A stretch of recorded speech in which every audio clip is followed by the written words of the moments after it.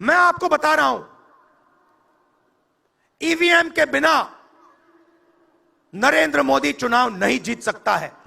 RSS की ideology, मनुवाद, ये उनकी शक्ति है। इस शक्ति से, इस विचारधारा से हमको कुचलना चाहते हैं। वोट मशीन में नहीं है, वोट कागज में है। ठीक है, आप मशीन चलाइए, मगर कागज की भी गिनती कर दीजिए।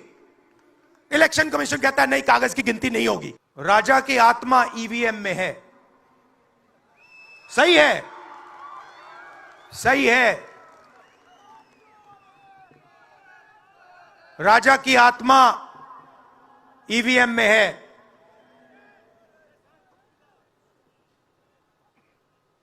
हिंदुस्तान की हर संस्था में है,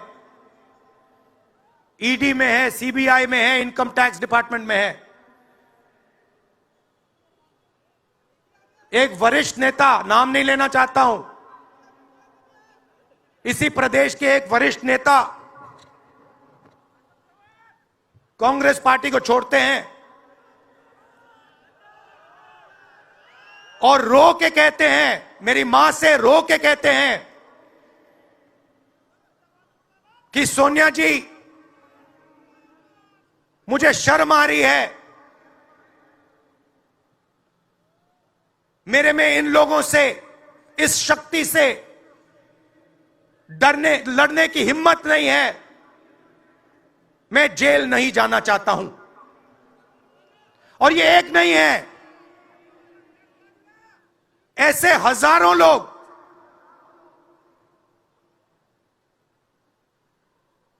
डराए गए हैं। क्या आप सोचते हो शिवसेना के लोग, एनसी के लोग ऐसे ही चले गए? नहीं, जिस शक्ति की मैं बात कर रहा हूं,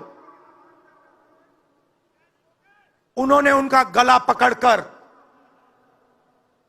उनको बीजेपी की ओर किया है और वो सब डर के गए हैं। नरेंद्र मोदी भाइयों और बहनों सिर्फ मास्क है, मुखौटा है।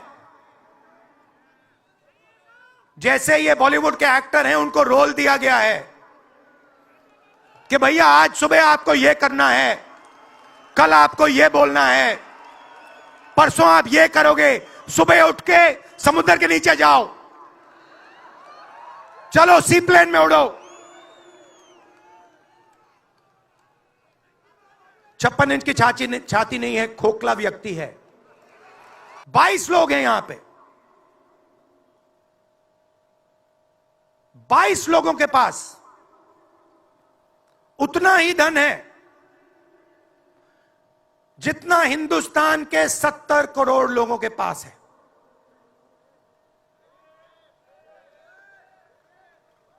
हिंदुस्तान में इंटरनेशनल एयरपोर्ट खुलवाने के लिए साल लग जाते हैं। 10 दिन में शादी के लिए इंटरनेशनल एयरपोर्ट खुल जाता है। वो ठीक है, कोई बड़ी बात नहीं है। अगर 10 दिन में शादी के लिए खुल जाता है, वो ठीक है, करना है करो, मगर बाकी हिंदुस्तान में भी तो खोलो, बाकी प्रदेशों में खोलो। इन्होंने क्या गलती की है? मैं आपको बता रहा हूं, ईवीएम के बिना नरेंद्र मोदी चुनाव नहीं जीत सकता है। इलेक्शन कमीशन से हमने कहा कि एक काम कीजिए, विपक्ष की पार्टी को ये मशीनें दिखा दीजिए, खोल के हमें दिखा दीजिए ये कैसे चलती हैं, हमारे एक्सपर्ट्स को दिखा दीजिए। इलेक्शन कमीशन नहीं दिखाता। फिर हमने कहा देखिए, इसमें से कागज निकलता है, वोट मशीन में नहीं है, वोट कागज में है। ठीक है, आप मशीन चलाइए, मगर कागज की भी गिनती कर दीजिए। इलेक्शन कमीशन कहता है नहीं, कागज की गिनती नहीं होगी। क्यों नहीं होगी? कैसे नहीं होगी? सिस्टम नहीं चाहता कि ईवीएम की गिनती हो जाए। क्यों? क्योंकि यह सिस्टम आपके धन को चोरी करने का सिस्टम है। एक पहले ये कॉन्ट्रैक्ट देते हैं, सरकार कॉन्ट्रैक्ट देगी और सीधा परसेंटेज लेगी। इलेक्टोरल बॉन्ड देख लीजिए, उसमें साफ है, कंपनी को कॉन्ट्रैक्ट मिलता है, उसके एकदम बाद वो बीजेपी को हफ्ता देना शुरू कर देती है। दूसरा, सीधा एक्सटॉर्शन, ईडी सीबीआई भेज देंगे। जैसे यहां पे मुंबई का एयरपोर्ट इनको चाहिए था, ईडी सीबीआई भेजी, एयरपोर्ट किसी और को पकड़ा दिया, सीधा एक्सटॉर्शन। तीसरा, शेल कंपनी, जैसे यहां भी किसी ने कहा, अंबेडकर जी ने कहा, कंपनी की प्रॉफिट ही नहीं है और उससे ज्यादा पैसा वो बीजेपी को दे रही है। और चौथा,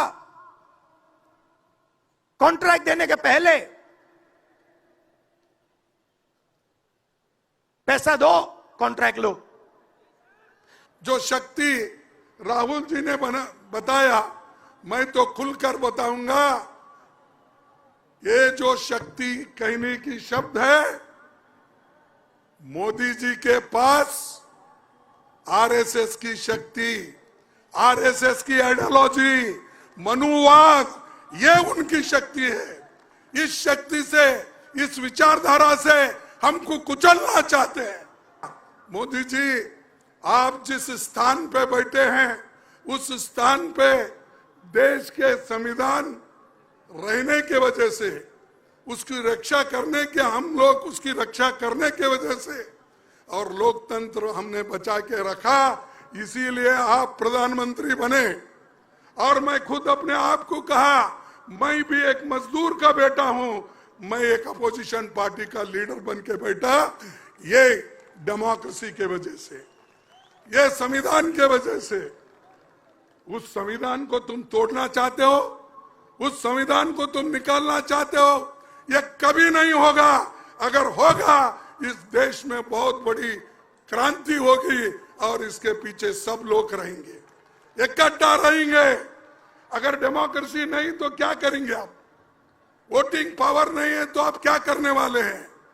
आपको आजादी नहीं है, बोलने की आजादी नहीं है, तो आप क्या करेंगे? तो उसको बचाने के लिए, आप लोगों के हकूक को बचाने के लिए हम कोशिश कर रहे हैं। राहुल गांधी अरे भाई, ये तुम ऐसा मत बोलो, पॉकेट मार। पॉकेट में कितने पैसे रहते हैं? उसको तो 18,000 करोड़ रुपए बॉन्ड में मिल रहे हैं, तुम तो पॉकेट मार बोलते हैं। पॉकेट मार में बहुत हो गए तो 1,500 रुपए मिलेंगे। ये तो पूरा खजाना लूट रहे हैं ना। ये तो सुप्रीम कोर्ट बोला, ये हमने नहीं बोला कि उनको कितना पैसा मिला, हमको कितना पैसा मिला, दूसरे पार्टियों को कितना मिला। हमको तो 11% मिला। 50% ज्यादा बॉन्ड खरीद कर लोग उनको दिए। अब इसी के ऊपर आप समझ लीजिए मोदी जी कैसा करते हैं। मोदी जी हमेशा कहते हैं, न खाऊंगा न खाने नहीं, न खाऊंगा न खाने नहीं दूंगा। लेकिन मेरा कहना है, न खाऊंगा न खाने दूंगा जो बोलते हैं, तो तीसरा शब्द यह है, न खाऊंगा न खाने दूंगा। लेकिन बड़े बड़े अमीर लोग जो हजारों करोड़ में बॉन्ड देते हैं, मैं गपचुप लूंगा।